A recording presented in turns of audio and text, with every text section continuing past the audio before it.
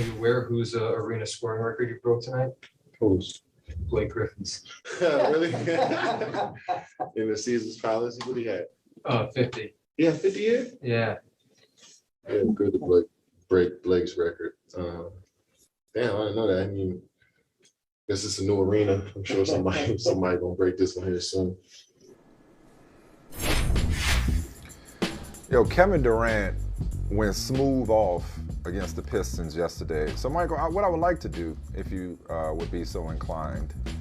Yes, I'm inclined. I'm inclined. Yes, I am. You already know what I'm going to ask you to do?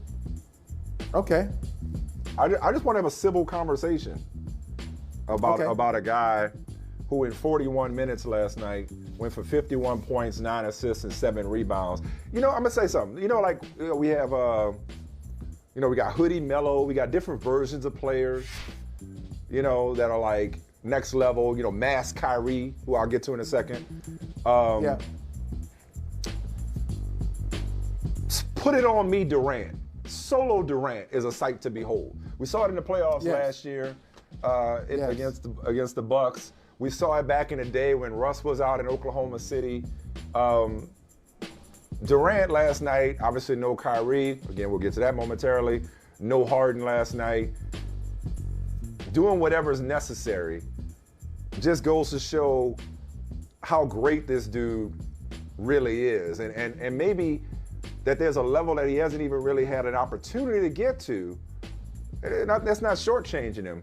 But surrounded by talent in OKC, talent that he grew up with, of course, outgrew it, went to Golden State, was a part of that system, and has played for the most part with some superstar talent in Brooklyn. When it's just him, dude's a monster, and there's nobody better now or ever that has at putting the ball in the basket than one Kevin Durant. He's got everything offensively. And he might have another MVP at the end of this year. And I would hope that you could find it in your heart, Michael Holley, to look at what this man is doing, the numbers that he's putting up, and also find a corresponding narrative. Because it's two things with MVP. It's numbers and his narrative. He's got the numbers. Could the narrative be there when James Harden is not James Harden? Kyrie, for now, isn't there. And the way he's playing, I don't know how, Steph is the leader right now based on how the Warriors are playing. But I don't know how you could discount Kevin Durant from winning MVP the way he's played right now. I don't think anybody is, but before it's all said and done, it might be his award to lose. I'm drawn to certain types of projects, certain types of reporting where we all are aware of an incident. It's something public, whether it's a celebrity that everybody knows or it's a game that everybody has seen. So you have that as a backdrop, but then you have a documentarian, a journalist, a screenwriter who tells you something about what you saw that brings a different context to it. Like, oh, wait a minute, I was watching this. I didn't know this was happening at the time. I bring that up because I don't know what it is. I'm telling you, I sense a peace with Kevin Durant. I sense contentedness. Dare I say, Michael Smith, I'm talking about Kevin Durant here. Mr. Twitter Fingers himself. Somebody say something? What? You said something? He's comfortable. I sense a happiness. Kevin Durant, a happiness. Even though he said he didn't want to use that word. He didn't want to chase that.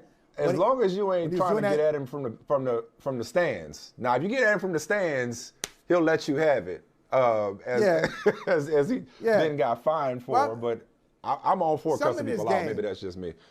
Right. Sometimes you got to do that. Sometimes you have to. I think everybody has to do that at least once every 2 or 3 years.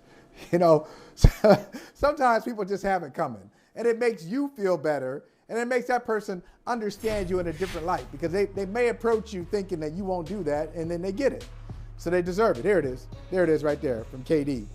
But I sense a lightness to his game. Maybe you had the word. Maybe it's comfortable that I haven't seen in a few years. I saw this from Kevin Durant when he first got to Golden State. Maybe saw it at parts of it in the MVP season, But he just seems he's on something different, man. I'm not sure what it is. Maybe we'll find out. You know, he's got his own boardroom project. Maybe we'll find out in the boardroom. Maybe we'll find out in a year or two. But this Kevin Durant, he's always been able to score. Is he on something There's different? a shine on him that's a little different. Yeah, I think it is. Well, number one, he looks better. He looks better. Like his repertoire, his array of moves, his mid-range game, he just looks like a better player than the one that was lost to the Achilles injury. Came back last year, looked phenomenal last year, culminating with that virtuoso performance in the Bucks series. But he looks like he's managed to add to his game. And we're talking about one of the leading scorers on a per game basis in NBA history. So it's like, how much better can a guy get? He looks better. In terms of this piece that you described about him, I don't know if it's a piece or is it just a difference in how we look at him. You know, is it in the eye of the beholder? Do you, me, and others consider who you're talking to? I'm not trying to. Well, but it's not like. But it's not. Well, but you give yourself a little more credit than that. It's not like we just look. It's not like he's not giving it to fans, whether it's in person or online. I don't know that he's changed so much as I think last year. What he did against the Bucks and how he attempted the effort that he put forth in trying to carry that team with half of Harden and no Kyrie. I think what we did was it took most of us a while, but we set aside some of the narratives that we had about him as it relates to him leaving Oklahoma City for Golden State or teaming up with Kyrie and Harden to begin with. And we just started to appreciate what we had in Kevin Durant. And I think that's why I asked if we could have just a civil conversation about the Nets, because we're watching somebody who might be as devastating a scorer as we've ever seen in the NBA, with apologies to the late, great Kobe Bryant and apologies to Michael Jordan. And obviously we'll put up some incredible numbers. Nobody's done it like this dude.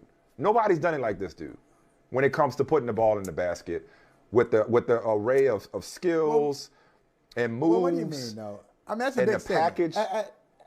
That's a big statement. I guess okay. the only competition, because if you factor in the three ball, then that eliminates Jordan, right? And there you go. And to a degree, that's part of right? that's part of my calculus. That's part of my calculus. Okay. Is the shooting? That wasn't different era. It's the shooting scoring, for me. Yes, but the type of scoring. But how about Steph? If you just look at, wouldn't Steph ain't 7 feet tall. Steph ain't 7 feet tall. Okay, Steph ain't 7 feet tall, taking you off the dribble and putting his back to the basket the way that this guy is doing. Right, but how often? But is that really a huge part of Kevin Durant's game? And I think, he can go, he can dunk on you. But how often does he do? How often does he do that? How often does he? The post game of Kevin Durant is something that, now mind's eye. Now maybe the stats, the shot charts will prove me wrong, but in my mind's eye, I don't see Kevin Durant. Yeah, no, I'm not talking to Keem. I'm not talking to Hakeem Olajuwon, Kareem Abdul. Yeah, no, I'm not talking about Hakeem Olajuwon, Kareem Abdul-Jabbar low post from a traditional sense. I'm talking about back to the basket. I'm just talking about. I would say, and again, this is not a diss to Steph Curry. I would say that his repertoire at his size. About Dirk. Trying to say this, he's got Dirk's moves. I'm glad you said that. He out here shooting one-legged fadeaways as a for instance, but he's very Dirk-like in terms of being able to shoot like that. But Dirk didn't have Kevin Durant's handles or his moves. I mean, Kevin Durant is like single-handedly trying to bring the mid-range game back with some of the efficiency that he's shooting. Larry Bird. Larry's one of the greatest shooters of all time, but as you know, but he had handles? Larry didn't. He had handles. But Larry didn't shoot the three ball, contrary to popular belief when it comes to his prowess. And Larry didn't shoot the three ball with the volume.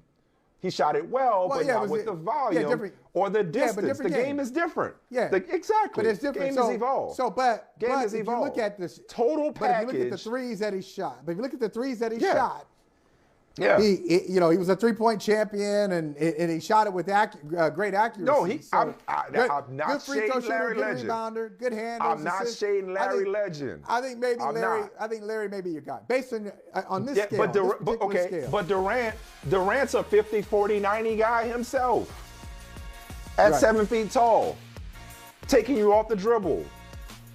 Three ball, mid-range, back to the basket. What more you want? So he's one of a kind. He's one of one, as dynamic and as complete a scorer as we've seen. Squarely within the MVP conversation, but that's not a stretch. Best player in the game, whatever you want to say. Well, I won't go there. I won't say best player in the game. Give it to the man. We'll get to Kyrie later. Yeah, top three. We'll get to Kyrie. Last night he looked like one. We'll get to Kyrie later. Hey, thanks for watching Brother from Another on YouTube. Make sure you hit subscribe before you leave, and be sure to watch us 3 to 5 p.m. Eastern Time on Peacock. Appreciate you.